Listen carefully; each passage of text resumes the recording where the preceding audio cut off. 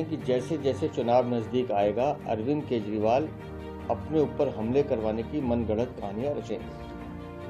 18 सितंबर 2024 को मैंने प्रेस वार्ता में ये कहा था कि चुनाव आने दीजिए, अरविंद केजरीवाल हमला भी करवाएंगे अपने पर और किसी न किसी से थप्पड़ भी लगाएंगे, और आज वो सामने दिखाई देता है। अरविंद केजरीवाल इतने मदमस्त हैं कि ना तो वो हम जब सवाल पूछते हैं उसका जवाब नहीं देते, मीडिया कोई सवाल पूछता है उसका जवाब नहीं देते, और तो और जब क्षेत्र की जनता उनसे कुछ पूछने की कोशिश करती है तो इस तरह की नौटंकी करते हैं। हमारे कार्यकर्ताओं पे गाड़ी चढ़ा के भागे हैं और कहते हैं हमला हुआ है।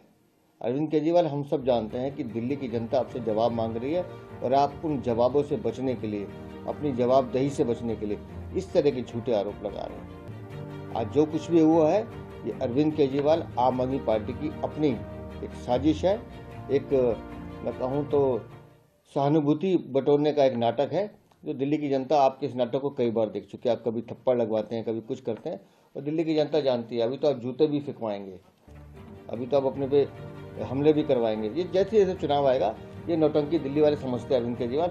और मैंने सुबह भी कहा था, आज फिर कहता हूँ, आप झूठ की मशीन है, आपको सिर्फ झूठ बोलना आता है। चुनाव आयोग एक ऐसी संस्था है जिसमें हम कोई टिप्पणी नहीं करेंगे, और कानून अपना काम करता है। लेकिन जब आप चोरी कर रहे थे, जब आप शीश महल बना रहे थे, जब आप घोटाले कर रहे थे, तब आपने आंखें बंद कर रखी थी।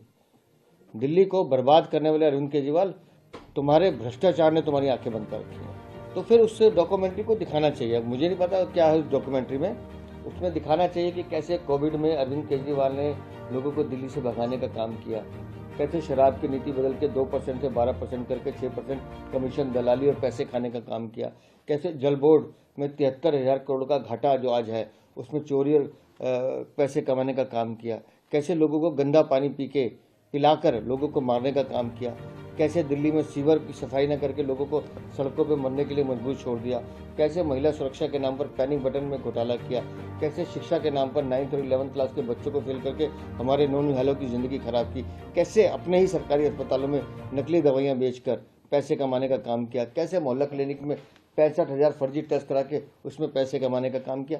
ये सब अरविंद केजरीवाल को दिखाना चाहिए।